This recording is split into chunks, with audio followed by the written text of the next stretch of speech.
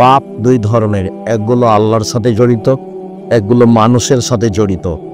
আল্লাহর সাথে জড়িত পাপ ক্ষমা হওয়া সহজ, কিন্তু মানুষের সাথে জড়িত পাপ ক্ষমা হওয়া সহজ নয়। মানুষের সাথে জড়িত পাপ ক্ষমা হওয়ার দুইটা পদ্ধতি। একটা হলো দুনিয়াতে ক্ষমা চেয়ে নিতে হবে, আর আরেকটা হলো বিচারের মাঠে নেকি দিয়ে পূর্ণ করে দিতে হবে। মানুষের সাথে জড়িত পাপের ক্ষমার পদ্ধতি দুইটা। একটা হলো দুনিয়াতে হাত ধরে ক্ষমা নিতে হবে, আর না হয় বিচারের মাঠে নেকি দিয়ে পূর্ণ করে দিতে হবে। আর আল্লাহর কাছে ক্ষমা নেওয়ার পদ্ধতি এগুলো নয়। পাপ পেয়ে গেছে বড় থেকে বড়, আল্লাহ তুমি ক্ষমা করো, আমি তওবা করছি। আল্লাহ বলবেন ঠিক আছে করলাম। বিচারের মাঠেও তিনি ক্ষমা করে দিতে পারেন, মানে তাকে নেকি বুঝিয়ে দেওয়া লাগবে না। কিন্তু আমি যদি কাউরে বদনাম গীবাত করে থাকি, তাহলে তার হাত ধরে ক্ষমা নিতে হবে, অন্যথায় বিচারের মাঠে আমার নেকি দিয়ে সেটা পূর্ণ করে দিতে হবে। আবু হুরায়রা রাদিয়াল্লাহু তাআলা আনহু বলেন, রাসূল সাল্লাল্লাহু আলাইহি সাল্লাম একদা বললেন, হাল তাদরুনা মাল গীবাত, সঙ্গী সাথী বলতে পারো গীবাত কাকে বলে? সঙ্গী সাথী বলতে পারো বদনাম পরনিন্দা কাকে বলে? কালু আল্লাহ রাসূলুহু আলাম। সাহাবীগণ বললেন, আল্লাহই ভালো জানেন, আল্লাহ রাসূলই ভালো জানেন, আমরা বলতে পারছি না গীবাত কাকে বলে। তখন আল্লাহ রাসূল বললেন, যিকরুকা আখাকা বা ইয়াকরাহু, তুমি তোমার ভাইয়ের কোনো কথা বলো আর ও যদি শুনতে পাই তাকে যদি খারাপ লাগে, এটাই হলো গীবাত। শোনো, তুমি তোমার ভাইয়ের কোনো কথা কোনো জায়গায় বলছো, আর যার কথা বলছো ও যদি শুনতে পাই তাকে যদি খারাপ লাগে, এটা হলো গীবাত। তুমি কারো কোনো কথা কোনো মানুষের সামনে বলছো, ওকে যদি এটা খারাপ লাগে, সেটাই হলো গীবাত। তো এই পর্যন্ত বলতে সাহাবীগণ বলছেন, আর আইতা ইলকানা ফিয়ে মাকুল, তাহলে ঠিক আছে আল্লাহ রাসূল আপনি বলেন যে একটা মানুষ জেনা করেছে, তাই তো আমি বলছি জেনা করেছে, সেটাও কি গীবাত হবে? একটা মানুষ চুরি করেছে, তাই তো আমি বলছি যে সে চোর, তাহলেও কি গীবাত হবে? আর তা আপনি বলেন, তাহলে আপনার মতামত কি? তখন আল্লাহ রাসূল বলছেন, সুমাইন কানা ফিহি মা তাকুলু ফাকা দিগদাবতাহু, ও যদি চুরি করে থাকে তুমি বলো তাহলে গীবাত, ও যদি জেনা করে থাকে আর তুমি বলো তাহলে গীবাত। আর আল্লাহুম মা ইয়াকুলু ফিহি ফাকা দিগতাহু, আর তুমি যদি ও এটা করেনি তুমি তার ব্যাপারে বলছো ফাকাত বাহাত্তাও, তুমি তাহলে তার উপরে অপবাদ লাগালে। ও তো জেনা করেনি, তুমি বলে দিলে। ও তো গালি দেয়নি, তুমি বলে দিলে, তাহলে তুমি তার উপরে অপবাদ লাগালে। তো দুইটার শাস্তি দুই রকম। আমি যদি আপনার গীবাত করি, তাহলে আপনার হাত ধরে ক্ষমা নিতে হবে, তাছাড়া এই পাপ ক্ষমা হবে না। বিচারের মাঠে এই পাপ ক্ষমা হবে না। কাবা ঘরের গিলাপ ধরে কান্নাকাটি করলেও ক্ষমা হবে না। আজ থেকে নিয়ে মরা পর্যন্ত ক্ষমা চাইলেও ক্ষমা হবে না, ক্ষমা হবে না। হাত ধরেই ক্ষমা নিতে হবে। আর একটা পথ হলো বিচারের মাঠে এই পরিমাণ নেকি দিয়ে দিতে হবে। এটা হলো গীবাত, এটা হলো গীবাতের শাস্তি। আর যদি অপবাদ হয় তাহলে ৮০ লাঠি। ৮০ লাঠি ছাড়া আপনাকে পবিত্র করার কোনো পথ নেই। তো নিজে বাড়িতে খেয়ে দোকানে বসে যে গীবাত করলেন, আড্ডা পিটলেন, এবার কি হলো? এটা কি করলেন? দিন রাত যে ছুটে বেড়াচ্ছেন মোটরসাইকেল নিয়ে, এই আর সেই আর কত কি যে বলছেন। তো সাংবাদিক এসেছে প্রতিষ্ঠানে, তো আমাকে কিছু জিজ্ঞাসা করছে, তা আমি বলছি যে আসলে তো এইসব উত্তর আমি দিই না। তো তোমরা এই সাংবাদিকতা ছাড়া তোমাদের রুজি আর কোনো পথ নেই, রুজি ভিক্ষা করে খাও। আপনারা যারা এখানে সাংবাদিক আছেন, আপনাকে আমি কষ্ট দিতে চাইনি, তো দুঃখিত। সাংবাদিকতা মানে হলো মানুষের দোষ ত্রুটি জেনে পেপারে প্রচার করা, এর চেয়ে খারাপ কাজ দুনিয়াতে আছে? মানে রুজির কি আর কোন দুনিয়াতে পথ নেই? দিন মজুরি করে খেতে হবে। আমি তো বলেছি উপার্জনের পথ চারটা। একটা হলো দিন মজুরি, সন্ধ্যায় টাকা শেষ। এটা হলো চাকরি, 25 দিনে শেষ। এটা হলো জমি চাষ, সমান সমান নাইলে লস। আর একটা হলো ব্যবসা। তখন রাসূল সাল্লাল্লাহু আলাইহি সাল্লাম বললেন, সত্যবাদী বিশ্বস্ত ব্যবসায়ীরা বিচারের মাঠে নবীদের সাথে থাকবেন, শহীদদের সাথে থাকবেন, সিদ্দিকদের সাথে থাকবেন। তো এটা উপরে যেতে যেতে যেতে যেতে অনেক উপরে চলে গেল। তাহাজ্জুদ পড়ে রাসূলের সাথে থাকার সুযোগ হয় না। একটা পথ আল্লাহ রাসূল সহজভাবে বলেছেন রাসূলের সাথে থাকার। কেউ যদি দুইটা মেয়ের লালন পালন করে, দুইটা মেয়ের লালন পালন বিবাহ শাদী দিয়ে দেয়, তাহলে আমি মুহাম্মদ সাল্লাল্লাহু আলাইহি সাল্লাম আর ওই পিতা জান্নাতে একসাথে এভাবে থাকবো। দুইটা আঙ্গুলকে তিনি জমা করে দেখালেন। তো এখন বাপে তো মনে করেছে যে ছেলে মেয়ের বিবাহ দেওয়া পর্যন্ত, এইটা নয়। আল্লাহ রাসূল বলেছেন আল্লাহ মাহা তাকে বিদ্যা শিখিয়ে দিয়েছে, ও আদ্দাবাহা শিষ্টাচার শিখিয়ে দিয়েছে, ও আহসানা ইলাইহিন্না তার সাথে ভালো আচরণ করেছে। তাহলে এই পিতা আর আমি জান্নাতে একসাথে থাকব। তো বাপ তো জানে না বিদ্যা কাকে বলে, বাপ তো জানে না শিষ্টাচার কাকে বলে, তো কি শিখাবে তাহলে? সকালে গিয়ে মেয়ে তো আপনার যত স্কুল কলেজ আছে গোদাগাড়ি, চাঁপাইনবাবগঞ্জ, বাংলাদেশে, মেয়েরা সকালে গিয়ে বলছে ও কালিমা তোমার আকাশ, ও কালিমা তোমার বাতাস। তাহলে কি বাপ ভালো শিখিয়ে দিতে পারলো? সকালে মেয়েকে বলছে তুই বল যে আল্লাহ এক নয়, কালিমাও আল্লাহ। নাউজুবিল্লাহ। মেয়ে এখন সকালে গিয়ে বলছে কালিমাও আল্লাহ, কালিমা বাতাস দিতে পারে, কালিমা ঝড় বৃষ্টি দিতে পারে, কালিমা কল্যাণ দিতে পারে। তো ঝড় বৃষ্টি কল্যাণ কে দিতে পারে? আল্লাহ। তো মেয়ে যে বলছে স্কুলে গিয়ে যে কালিমা আর আকাশ, কালিমা আর বাতাস। ছেলে মেয়ে জাতির কল্যাণের জন্য মানুষ করেন, এভাবে মানুষ করছেন কেন? ওকে চোর বানাচ্ছেন, প্রতারক বানাচ্ছেন, ধোঁকাবাজ বানাচ্ছেন। বিদ্যা বুঝতে পারলেন না কাকে বলে? শিষ্টাচার। আপনি তো নিজেও জানেন না শিষ্টাচার কাকে বলে, তো মেয়েকে কি শিষ্টাচার শিখাবেন? বলেন এটা কি জায়গা, জায়গাটার নাম কি? মাটি কাটা। আর এই মাঠটা হচ্ছে মাটি কাটা কলেজ মাঠ। তো এখানে আশেপাশে যেসব বাড়ি আপনাদের মেয়েরা যারা এসেছে, যারা ঢং ঢং করে চলে গেছে, এরা সবাই ধরেন যে আপনার মেয়ের নখটা বড় আছে, বলেন এটা কোন শিষ্টাচার? নখে নেইল পালিশ আছে, বলেন এটা কোন শিষ্টাচার? ইহুদি খ্রিস্টানদের পতিতালয়ের মেয়েরা নখে নেইল পালিশ দেয়। ইহুদি খ্রিস্টানদের পতিতালয়ের মেয়েরা নখে নেইল পালিশ দেয়। ইহুদি খ্রিস্টানদের পতিতালয়ের মেয়েরা নখে নেইল পালিশ দেয়। তা আপনার মেয়েও নখে নেইল পালিশ দিয়েছে, বলেন এটা কোন শিষ্টাচার? দুঃখিত। ভ্যানিটি ব্যাগ নিয়ে সাজগোজ করে ঘুরে বেড়াচ্ছে, আজও ঘুরে বেড়াচ্ছে, দোকানপাটে এদিক ওদিকে ঘুরছে, বলেন এটা কোন শিষ্টাচার? পরচুলা মাথায় দিয়ে বড় করে খোপা বেঁধেছে, বলেন এটা কোন শিষ্টাচার? আল্লাহ রাসূল বলছেন লাআল্লাহু আলাল ওয়াসিমাতি ওয়াল মুস্তাওসিমাতি ওয়াল ওয়াসিলাতি ওয়াল মুস্তাওসিমাতি ওয়াল মুতানাম্মিসাতি ওয়াল মুতাফাল্লিজাত।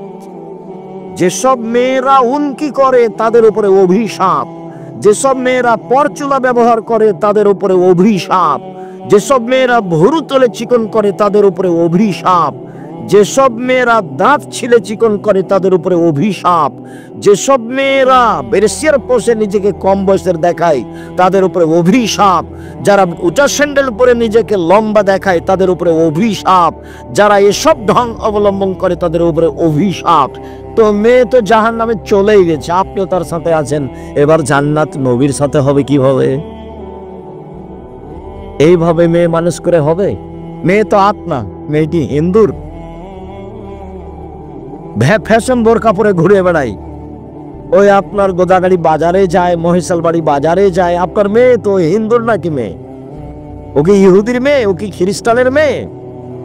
শরম পাচ্ছেন কেন? শরম পাবেন কেন? আপনি তো বাপ, আপনাকে তো আমি বাপ মনে করি। যদি আমি দুঃখে বলি যে আপনাকে যেন বাপ না বলে, আব্বা না বলে, চাচা বলে, এটা আমার দুঃখ, এটা আমার আফসোস। এটা আমি বহুদিন থেকে বলছি যে আপনার মতো স্ত্রীকে ওই মেয়ে যেন আপনার স্ত্রীকে যেন মা না বলে, বলবে খালা। কেননা তো মা হিসেবে দায়িত্ব পালন করেনি। যদি করে তাহলে আজকে এভাবে ও নিচু মানের মেয়ে কেন, ও ইতর শ্রেণীর মেয়ে কেন, ও নিম্ন শ্রেণীর মেয়ে কেন, ও রাস্তাঘাটের মেয়ে কেন, ও পতিতাওয়ার মেয়ে ছাড়তে যায় কেন, ও ফ্যাশন বোরকা পরে কেন, ও নোংরা পোশাক পরে কেন, ও বেহায়া পরে কেন, ও চুল দেখিয়ে মানুষকে চলে কি করে, পুরুষের পোশাক পরে কেন? ওটা মা নয়, ওকে খানা বলা অপরাধ, আপনাকে বাপ বলা অপরাধ। নিজের মেয়েকে পোশাক পরাতে পারেননি, বাপ বলছেন আপনি? কি হিসেব আপনি বলেন? আব্দুর রাজ্জাক সাহেব, আমার 2টা মেয়ে আছে, লালন পালন করেছি, বিবাহ দিয়েছি, তাহলে আমিও নবীর সাথে থাকবো? কথা তো ঠিক, কিন্তু মেয়ের যা অবস্থা তো জাহান্নামে চলেই গেছে। ইয়া মাসার নিসা তাসাদ্দাকনা ফাইন উরিতুকুন্না আকসালারিন নারে। হে মহিলারা শোনো, তোমরা দান করে জাহান্নাম থেকে বাঁচো, তোমাদের অধিকাংশ নারী জাহান্নামী। জাহান্নাম বলতে নারী আর নারী, জাহান্নাম বলতে নারী আর নারী, জাহান্নাম বলতে শুধু নারীকেই বুঝায়, মহিলাকেই বুঝায়। যদিও মহিলাদের জান্নাতে যাওয়া সহজ পথ, 4টা কাজ করলে জান্নাতে চলে যাবে। 1 5 ওয়াক্ত সালাত, 2 রমজান মাসের সিয়াম রোজা, 3 স্বামীকে মেনে চলা, 4 জেনায় লিপ্ত না হওয়া, জান্নাতের সব দরজা খোলা। অধিক সহজ করে রেখেছেন আল্লাহ রাসূল। কিন্তু আপনি যে জান্নাতে রাসূলের সাথে থাকবেন, আপনার মেয়ের অবস্থা কি? ও কেন বাজারে গেল? আপনি কি মরে গেছেন? ওর গায়ে, ওর হাতে এখন একটা ভ্যানিটি ব্যাগ আছে, ওটা কেন ওর তার সাথে? ওটা কেন? ও কেন বাজারে যায়? ও কেন এভাবে চলে? ও কেন কাপড় কিনতে যাবে? ওর বাপ মরেছে, ওর শ্বশুর মরেছে, ওর ভাই মরেছে, ওর বোনের ছেলে মরেছে, ওর ভাইয়ের ছেলে মরেছে, একাই দুনিয়াতে থাকে, ও যায় কেন? ওর শরম হয় না কেন? ওর হায়া হয় না কেন? ওর লজ্জা হয় না কেন? ওর শরম হয় না কেন? ইতস্তবোধ হয় না কেন? ও নিজেকে মনে করে না কেন যে আমি মহিলা? নিজে মনে করে না কেন? কেন মনে করে না? আয়েশা রাদিয়াল্লাহু তাআলা আনহা বলেন, আমি পায়খানা টয়লেটে গেছিলাম দূরে, এসে দেখছি জনগণ সব চলে গেছে, আমি এখন একাই, আমি বসে আছি।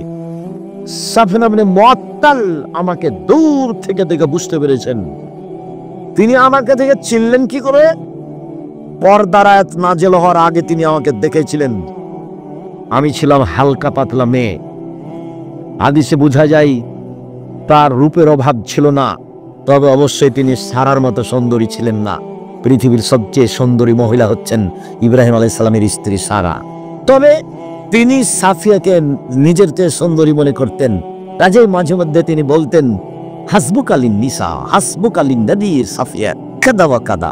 আপনি সাফিয়ার অত সুন্দরী গুণ বলেন কেন?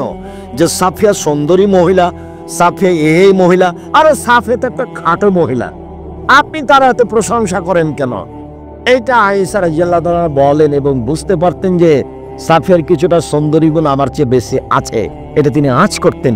যখন এভাবে বলেছেন, আরো তো একটা খাটো মহিলা, আপনি তার প্রশংসা করছেন, তখন আল্লাহ রাসূল বলছেন, হে আয়েশা, লাকাদ কুলতে কালিমাতান লাউ মাজাজাত বিহাল বাহরু লা মাজাজাতহু। আয়েশা, তুমি যেই কথা বললে, এই কথা যদি সাগরে ফেলে দেওয়া হয় তাহলে সাগরের পানি ঘোলা হয়ে যাবে। তুমি খাটো বলেছ, বদনাম পেয়েছি, যেটা আমার পরের কথা। এখন কথা হলো এই যে আপনি আপনার 2 মেয়ের কারণে রাসূলের সাথে জান্নাতে থাকতে পাবেন কিনা, এইটা আমার কথা। এই মুহূর্তে রাসূল সাল্লাল্লাহু আলাইহি সাল্লাম বললেন, ওই সব মহিলাদের উপরে অভিশাপ যারা পরচুলা ব্যবহার করে, যারা ভুরু তুলে চিকন করে, যারা দাঁত ছিলে চিকন করে, যারা উল্কি গায়ে লাগায়, যারা নিজেদেরকে উঁচু লম্বা দেখানোর জন্য উঁচু স্যান্ডেল পরে, যারা ব্রেসিয়ার পরে নিজেকে কম বয়সী প্রমাণ করতে চায়, এদের উপরে অভিশাপ, এদের উপরে অভিশাপ, এদের উপরে আল্লাহর গজব নাযিল হবে। আল্লাহ রাসূল বলছেন যে 3 শ্রেণীর মানুষ জান্নাতে যাবে না, 3 শ্রেণীর মানুষ জান্নাতে যাবে না, 3 শ্রেণীর মানুষ জান্নাতে যাবে না। তার 1 শ্রেণীর মানুষ হচ্ছে রাজুলাতুম মিনান নিসায়ে, পুরুষের বেশধারী নারী, যারা পুরুষের জুতা স্যান্ডেল পরে, যারা পুরুষের শার্ট প্যান্ট পরে, যারা পুরুষের পোশাক পরে, তারা জান্নাতে যাবে না। তা আপনার মেয়ে তো প্যান্ট পরে আছে এখন, তো আল্লাহ রাসূল তো ঘোষণা আগে দিয়েছেন, তা আপনি তখন তাহাজ্জুদ পড়েও হবে না, হজ করেও হবে না, পথ তো সব বন্ধ হয়ে গেছে মেয়ের কারণে। যে মেয়ের কারণে রাসূলের সাথে কিভাবে থাকার সুযোগ হচ্ছিল, একসাথে রাসূলের সাথে একসাথে। আবার আঙ্গুল দেখিয়েছেন এইভাবে, বুঝতে পারা যায় না নাকি? ফাঁকা নেই, জমা।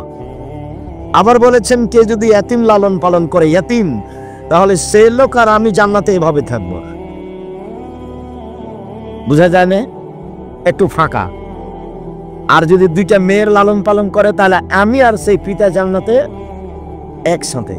তো এবার তো আল্লাহ রাসূল বলছেন যে ও মেয়ের কারণে জাহান্নামে চলে গেছে। তাহলে কি হলো? বাপের পরিচয় দেন, বাপের মতো পরিচয় দিয়ে জীবিকা নির্বাহ করেন। ওই মেয়েকে ভুল পথ থেকে ফিরাতেই হবে যে কোনো মূল্যে, যে কোনো মূল্যে। আর সেদিনও বলে গেছি বাপের পরিচয় বাপ কাকে বলে। আবারও বলি, সংক্ষিপ্তভাবে বলি, আবু বকর সিদ্দিক রাদিয়াল্লাহু তাআলা আনহু মেরে দিলেন মেয়েকে। আবু বকর সিদ্দিক রাদিয়াল্লাহু তাআলা পৃথিবীতে সবচেয়ে দামি মানুষ নবী রাসূল ব্যতীত। আয়েশা রাদিয়াল্লাহু তাআলা আনহা পৃথিবীতে সবচেয়ে দামি মহিলা। মুহাম্মদ সাল্লাল্লাহু আলাইহি সাল্লাম পৃথিবীতে নবী রাসূল নির্বিশেষে সবার চেয়ে দামি মানুষ। আবু বকর সিদ্দিক মেয়েকে মেরে দিলেন, বিবাহদারী মেয়েকে মারলেন, পূর্ণ যুবতী মেয়েকে মারলেন, জামাইয়ের সামনে মারলেন, সবচেয়ে বড় মানুষে মারলেন, সবচেয়ে বড় মহিলাকে মারলেন, সবচেয়ে বড় মানুষের সামনে মারলেন, বিবাহদারী মেয়েকে মারলেন, পূর্ণ যুবতী মেয়েকে মারলেন, জামাইয়ের সামনে মারলেন, দিন দুপুরে মারলেন, খোলা মাঠে মারলেন, 1400 মানুষের সামনে মারলেন, সবচেয়ে বড় মানুষে মারলেন। আবু বকর সিদ্দিক রাদিয়াল্লাহু তাআলা আনহু মারলেন, সবচেয়ে বড় মহিলাকে মারলেন, আয়েশা রাদিয়াল্লাহু তাআলা আনহাকে মারলেন, সবচেয়ে বড় মানুষের সামনে মারলেন, মুহাম্মদ সাল্লাল্লাহু আলাইহি সাল্লামের সামনে মারলেন, জামাইয়ের সামনে মারলেন। শুধু জামাইয়ের সামনে নয়, জামাই যখন মেয়ে বেটির উরু রানের উপরে মাথা দিয়ে ঘুমিয়েছিলেন তখন মেরেছে। বুঝাতে পারিনি কথা? জামাই আমাদের দেশে তো মারতে যাওয়া বহু দূরের কথা। শ্বশুর যদি দেখে যে জামাই মেয়ের উরু রানের উপরে মাথা দিয়ে ঘুমিয়ে আছে, তাহলে পাল্টা এভাবে ঘুরে যাও, মানে যাওয়াই যাবে না ওইদিকে। পরিবেশটা আমাদের দেশের এরকম। তা আয়েশা রাদিয়াল্লাহু তাআলা আনহার উরু রানের উপরে মাথা দিয়ে ঘুমিয়ে আছেন মুহাম্মদ সাল্লাল্লাহু আলাইহি সাল্লাম। সবচেয়ে বড় মানুষ ঘুমিয়ে আছেন, সবচেয়ে বড় মহিলার কোলে ঘুমিয়ে আছেন, সবচেয়ে বড় মানুষে মারছেন, জামাইয়ের সামনে মারছেন, বিবাহদারী মেয়েকে মারছেন, পূর্ণ যুবতী মেয়েকে মারছেন, হাত দিয়ে মারছেন, বাপে বেটিকে মারছেন। বেটি কোনোদিন বাপের কাছে বড় হয় না, 7 ছেলের মা হলেও একবার পিটিয়ে ভাত ফাটিয়ে দিতে হবে। 19-20 দেখলেই এর নাম বাপ। আয়েশা বলছেন ফালাকাজানি লাকসাতান শাদীদা, এত জোরে আমার বাপ আমার কোমরের উপরে মারলেন, কোমরের উপরে, যে আমার স্বামী আমার উরু রানের উপরে মাথা দিয়ে না ঘুমালে আমি মায়ের কারণে দূরে সরে যেতাম, এত জোরে মেরেছেন। আমি নিজেকে টিকিয়ে রাখার চেষ্টা করেছি যাতে করে আমার স্বামীর ঘুম ভেঙে না যায়। স্বামী হচ্ছেন মুহাম্মদ সাল্লাল্লাহু আলাইহি সাল্লাম, আর স্ত্রী হচ্ছেন আয়েশা রাদিয়াল্লাহু তাআলা আনহা, আর বাপ হচ্ছেন আবু বকর সিদ্দিক রাদিয়াল্লাহু তাআলা। খোলা মাঠে মেরে দিলেন মেয়েকে, জামাইয়ের সামনে মারলেন, হাত দিয়ে মারলেন, খোলা মাঠে মারলেন, 1400 মানুষের সামনে মারলেন। এত বড় বাপে এত বড় বেটিকে এতগুলো মানুষের সামনে, এত বড় মানুষের সামনে খোলা মাঠে মেরে দিলেন। আর আপনার মেয়েটা ক্লাস 10-এ পড়ে ঢং ঢং করে পুরুষের পেশা করে ঘুরে বেড়াচ্ছে, আপনি তাকে একটা ধমক দিতে পারেন? আপনি আমার বাপ, আপনার বাপ মরে যাওয়ার চেয়ে বেঁচে থাকার চেয়ে মরে যাওয়া ভালো, বেঁচে থাকার চেয়ে মরে যাওয়া ভালো। আপনার ছেলে মেয়ে লালন পালনের জিম্মেদারি জামিয়া সালাফে নিয়েছে, নিবে ইনশাল্লাহ, আমি জিম্মেদারি পালন করবো ইনশাল্লাহ। জামিয়া সালাফে প্রায় 500-র অধিক এতিম অসহায় আছে। আপনাদের কালকে যদি আরো 500 সকালে গিয়ে ঢোকে কোনো সমস্যা নাই ইনশাআল্লাহ। কাজে আপনার ছেলে মেয়ের জিম্মেদারি নিলাম আমি, আপনার মতো বাপ বেঁচে থাকা আমি চাইনি। তা আপনি কি করবেন? আপনি আবু বকর সিদ্দিক পিটিয়ে ঠিক করতে হবে। বিবাহদারী মেয়েকে জামাইয়ের সামনে আবু বকর সিদ্দিক মারতে পারেন, আপনি ধমক দিতে পারেন না? ওর কপালে টিপ আছে, নখে নেইল পালিশ আছে, পুরুষের পোশাক পরে আছে, ভ্যানিটি ব্যাগ হাতে করে ঢং ঢং করে ঘুরে বেড়াচ্ছে, আপনি কিছুই বলতে পারেন না, আপনাকে শরম লাগে, আপনাকে তেস্তব লাগে, আপনাকে কেমন কেমন লাগে, কেমন কেমন লাগবে, কেন লাগবে, কেন লাগবে? হিন্দু মেয়েরা কপালে টিপবে, আপনারটা দিল কেন? ওইভাবে আস্কারা মাস্কারা মুখে চোখে লাগিয়ে মানুষের সামনে ঘুরে কি করে? রিক্সাওয়ালাকে দেখানোর জন্য রিক্সায় উঠে, রিক্সাওয়ালা কি স্বামী? রিক্সাওয়ালাকে দেখানোর জন্য তার এত সাজগোজ, বাজারে যাওয়ার জন্য তার এত সাজগোজ, সাজুগুজুটা এত কেন? বাজারে যাই কেন এভাবে? আপনি চোখে দেখতে পান না? আপনার স্ত্রী চোখে দেখতে পায় না? স্বামী স্ত্রী ছাই করতে কলা করতে বেঁচে আছেন? কেন বেঁচে আছেন? ছেলে মেয়েকে মানুষ করতে হবে, এই জন্য বেঁচে আছেন। রাসূল সাল্লাল্লাহু আলাইহি ওয়াসাল্লাম বলছেন, কোন পিতা যদি দুইজন মেয়ের লালন পালন করে, সেই পিতার আমি জান্নাতে একসাথে থাকব। তখন তিনি বলেছেন, বিদ্যা শিখিয়ে দিল, সুন্দর বিদ্যা শিখিয়ে দিল, শিষ্টাচার শিখিয়ে দিল, সুন্দর শিষ্টাচার শিখিয়ে দিল, তার সাথে ভালো আচরণ করলো, এই বাপ নবীর সাথে জান্নাতে একসাথে ভাবে থাকবেন। সম্মানিত দিনী ভাই বোন, মনে রাখা ভালো হবে, জেনা মহাপাপ। রাসূল সাল্লাল্লাহু আলাইহি সাল্লাম বলেন, অবিবাহিত ছেলে মেয়ে জেনা করলে 100 লাঠি পিটিয়ে এলাকা থেকে তাড়িয়ে দিতে হবে 1 বছরের জন্য।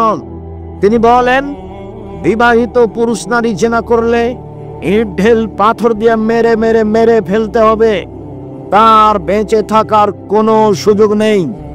3 শ্রেণীর মানুষকে হত্যা করতে হয়, 2 শ্রেণীর মানুষের বাঁচার পথ আছে। 3 শ্রেণীর মানুষকে হত্যা করতে হয়, 2 শ্রেণীর মানুষের বাঁচার পথ আছে। 1, কেউ যদি বলে আমি কোরআন মাজিদ মানি না, তাহলে তাকে সরকারিভাবে হত্যা করতে হবে। ফাঁসির মঞ্চে নিয়ে যাওয়া হয়েছে, ও এখন বলছে আমার ভুল হয়েছে, কোরআন আল্লাহর দেওয়া বিধান, তাহলে তাকে ফাঁস থেকে নামিয়ে নিতে হবে। হত্যার যোগ্য অপরাধ ছিল, স্বীকৃতির কারণে সে বেঁচে গেল। 2, আপনি আমাকে হত্যা করেছেন, আমার বাপ মা আপনাকে হত্যা করে নিবে, তার নাম কেসাস, তবু আপনার বাঁচার পথ আছে। আপনাকে ফাঁসির মঞ্চে নিয়ে যাওয়া হয়েছে, গলায় ফাঁসও দেওয়া হয়েছে, আমার বাপ মা ছুটাছুটি করে বলছে আমরা মাফ করে দিলাম, আমরা মাফ করে দিলাম, আমরা কেসাস নিব না, তাহলে আপনার আর ফাঁসি হবে না। 3, বিবাহ করার পরে যদি কেউ জেলায় লিপ্ত হয়, তাহলে তাকে পৃথিবীতে বাঁচিয়ে রাখার কোনো পথই নেই, কিয়ামত পর্যন্ত কোনো পথ বেরো হবে না। জেনায় লিপ্ত হয়, তাহলে তাকে পৃথিবীতে বাঁচিয়ে রাখার কোনো পথ নেই, পুরুষ হোক আর নারী হোক। জেনা মহাপাপ, জেনা মহাপাপ, জেনা মহাপাপ। এর পরেও যদি তার বিচার না হয়, সে যদি রাতের অন্ধকারে দিনে কোনো জায়গায় নির্জনে বসে আল্লাহকে বলে আমি ভুল করেছি, আমি অপরাধী, আস্তাগফিরুল্লাহ ওয়া আতুবু ইলাইহি, আমি আল্লাহর কাছে ক্ষমা ভিক্ষা চাই, তার কাছে ফিরে যেতে চাই, আস্তাগফিরুল্লাহ আল্লাযী লা ইলাহা ইল্লা হুয়াল হাইয়ুল কাইয়ুম ওয়া আতুবু ইলাইহি, রাব্বিগফিরলি ওয়া তুব আলাইয়া ইন্নাকা আনতাত তাওয়াবুল গফুর, আল্লাহুম্মা আনতা রাব্বি লা ইলাহা ইল্লা আনতা খালাকতানি ওয়া আনা আবদুকা ওয়া আলা আহদিকা ওয়া আদিকা মাসতাতাতু আউযু বিকা মিন শাররি মা সানাতু আবু লাকা বিনিমাতিকা আলাইয়া ওয়া বিযামবি ফাগফিরলি ফাইনাহু লা ইয়াগফিরু যুনুবা ইল্লা আনতা। আল্লাহ এই পাপ তার ক্ষমা করে দিবেন ইনশাআল্লাহ। কেন? এই পাপ কার সাথে জড়িত? আল্লাহর সাথে জড়িত। আপনি দোকানে বসে আমার বদনাম করেছেন, মরা পর্যন্ত ক্ষমা চান, দেখি হয় নাকি? যদি আল্লাহ আপনাকে ক্ষমা করে দেন, আল্লাহ হবেন জালেম। আল্লাহ বলেছেন আমি জুলুম করি না, আমার উপরে জুলুম আমি হারাম করেছি, ইন্নী হারামতু যুলমা আলাইয়া, আমার উপরে জুলুম আমি হারাম করেছি। তুই যার বদনাম করেছ সেখানে ক্ষমা নেওয়া, এখানে কেন? কথা স্পষ্ট হয়নি? জিন্দেগিতে মুখ খুলবেন না কারণ আমি ছেলেগুলো ওখানে দৌড়াচ্ছে, আপনারা দেখলেন না? এই ছেলেরা, তোমাদের এখানে লোকজন নেই, তোমরা ওখানে দাঁড়িয়ে আছো কেন? জায়গা নাই নাকি? তোমাদের জন্যই তো আমি এসেছি ভাইজান, আপনি ওখানে কেন দাঁড়িয়ে আছেন? আমি আপনার জন্য এসেছি। আমি এখানে কোনো স্বার্থ নিয়ে আসিনি, আমি নির্বাচন করি না, এবং আমি কোনো তাফসির মাহফিল করি না। আমার কাছে কোনো উদ্দেশ্য নেই, শুধু উদ্দেশ্য আপনাকে একটু পরকালমুখী করা। আমি আপনার জন্য খাস করে এসেছি। আপনাকে আলোচনা ভারী লাগুক আর হালকা লাগুক, দয়া করে আপনি ধৈর্যের পরিচয় দিবেন। কিছুক্ষণ আপনি অপেক্ষা করবেন, আমি আপনার জন্য এসেছি। আপনারা মহিলারা, আপনারা আমার দিনী বোন। আমি আপনাকে যতই কঠিন করে বলি না কেন, আপনার আমি উপকারের জন্য এসেছি, আপনার আমি কল্যাণ কামনা করি। আপনি আমার দিনী বোন, আমার কিছু করার নেই। রাসূল সাল্লাল্লাহু আলাইহি ওয়াসাল্লাম এইভাবেই বলেছেন। তিনি বলছেন, ইন্নাল মারাতা তুদবিলু ফি সূরাতি শায়তান ওয়া তুদবিরু ফি সূরাতি শায়তান। নিশ্চয়ই মহিলারা শয়তানের বেশ ধরে আসে, নিশ্চয়ই মহিলারা শয়তানের বেশ ধরে যায়। বলেন তো আমি কি করতে পারি? আল্লাহ রাসূল এইভাবেই বলছেন। এই ছেলে, তোমাদের কি কাজ এখানে? মুখে কথা বলবো না, চুপ করে যদি কাজ করার লাগে চুপ থেকে করো। এখন তো মাঠ চলছে, কোনো কাজ দেখায় না। সম্মানিত দিনী ভাই বোন, আমার দিনী বোনেরা, আমি কি করতে পারি? রাসূল সাল্লাল্লাহু আলাইহি ওয়াসাল্লাম এইভাবেই বলছেন। তিনি বলছেন, মা তারাকতু বাদি ফিতনাতান আযরা লিরিজালি মিনাল নিসায়ে। আমার জীবন আমি ছাড়িনি কোনো বস্তু যেটা পুরুষের জন্য বিপজ্জনক হতে পারে নারীদের চেয়ে। পৃথিবীর মানুষ শুনে রেখো, আমি ছাড়িনি কোনো বস্তু পৃথিবীতে যেটা পুরুষের জন্য বেশি বিপজ্জনক হতে পারে নারীদের চেয়ে। পৃথিবীর মানুষ শুনে রেখো, নারী হচ্ছে তোমাদের জন্য সবচেয়ে বিপজ্জনক বস্তু। নারী হচ্ছে তোমাদের জন্য সবচেয়ে বিপজ্জনক বস্তু। এই মেয়ে, এই ফ্যাশন বোরকা পরেছো কেন? শরম পাও না? তোমার দিকে মানুষ দেখে, তোমার বাপ এটা দেখে না? আমি কি করতে পারি? রাসূল এভাবেই বলছেন। রাসূল সাল্লাল্লাহু আলাইহি ওয়াসাল্লাম বলছেন, পৃথিবীর মানুষ, ফাত্তাকু দুনিয়া ওয়াত্তাকুন নিসা। তোমরা মহিলা থেকে বেঁচে থাকো, দুনিয়া থেকে বেঁচে থাকো। পৃথিবীর মানুষ, তোমরা মহিলা থেকে বেঁচে থাকো, দুনিয়া থেকে বেঁচে থাকো। এই দুনিয়া হচ্ছে জড় বস্তু, অত্যাধুনিক যন্ত্র। যেভাবে বসে আছেন সেভাবে ছবি ধরে রাখছে। মহিলার গায়ে হাত লাগালে ওইভাবেই ছবি ধরে রাখছে মাটি। ভাবির সাথে এসেছো মোটরসাইকেলে, ওইভাবে মাটি ছবি ধরে রাখছে।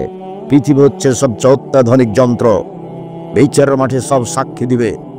সেদিন তুমি বেকায়দায় পড়ে যাওয়া। ভাবির সাথে এভাবে গল্প করো না, শালিকার সাথে এইভাবে কথা বলো না। পরকাল হবেই। আর এভাবে দল সংগঠন করে, মারামারি করে, মানুষকে জেল হাজতে দিয়ে, মানুষকে অপমান করে, নির্যাতিত করে দুনিয়ায় সফলতা অর্জন করিও না। জুলুম করিও না, জুলুম করো না। মানুষকে অপমান করো না, মানুষকে হত্যা করো না, মানুষকে জেল হাজতে দিও না। নইলে তোমার অপমান ঘনিয়ে এসেছে, আসবেই। যে যত বড় জালেম, তার দুনিয়াতে ধ্বংসর সময় তত কম। তোমাদের নেত্রীর সময় ছিল মাত্র 45 মিনিট, আর ফেরাউনের সময় ছিল 3-4 মিনিট। আর আজ সামুদ মিনিটই পায়নি, বাস নাই। আজ সামুদ ওরা মিনিট পায়নি, বিদ্যুৎ চমকে উঠেছে, নাই, গেছে দুনিয়াতে। জুলুম করো না, এভাবে মানুষের বিরুদ্ধে যায় না। দল সংগঠন করে মানুষের বদনাম করো না, বিবাদ করো না। আমি আব্দুর রাজ্জাক বিন ইউসুফ, আপনার বাড়ির মানুষ। আমি আপনাকে কাছে থেকে বলছি, আমি আপনার ঘরের মানুষ। আপনাকে আমি ভাই মনে করে বলছি, দেশের লোক মনে করে বলছি। নিজের জন্য যেমন বাঁচা চাই, আপনার জন্য আমি তেমন বাঁচা চাই। উপস্থিত বৈঠকের মহিলারা শোনেন, আপনি উল্টা বুঝিয়েন না। আপনার নেতা যা বলেছে, আমি যা বলছি, আমারটাই ঠিক। এ কথাই ঠিক, এ কথাই ঠিক, এ কথাই ঠিক। জাতির যদি রাস্তাঘাট করে দিতে না পারি, জাতির যদি স্কুল কলেজ করে দিতে না পারি, জাতিকে চূড়ান্ত সঠিক ধর্ম দিতে পারবো ইনশাআল্লাহ। ধর্মের ব্যাপারে জাতিকে ফাঁকি দিয়ে পরকাল হারাতে না জেনই। শুনুন, আপনি কটাক্ষ চোখে দেখবেন আর হাঁটবেন, এটা আমি চাইনি। আপনি দিনী বোন যেভাবে বৈঠক করছেন, এই বৈঠক রাসূলের বৈঠক নয়। আপনি ভুল বুঝেছেন। কোরআন মাজিদের গায়ে যদি মিথ্যে কথা লেখা থাকে, 35 বছর থেকে দেখাচ্ছে। কতদিন থেকে? 90 সাল থেকে দেখাচ্ছে। কোরআনের গায়ে যদি পাতা পাতা মিথ্যা দোয়া লেখা থাকে, পরের পৃষ্ঠা আছে 1 পৃষ্ঠা, একটা বাক্য রাসূলের নাই। 35 বছর থেকে বলছি, 90 সাল থেকে বলছি। কোন মায়ের বেটা প্রমাণ করতে পারে যেটা রাসূলের বাক্য?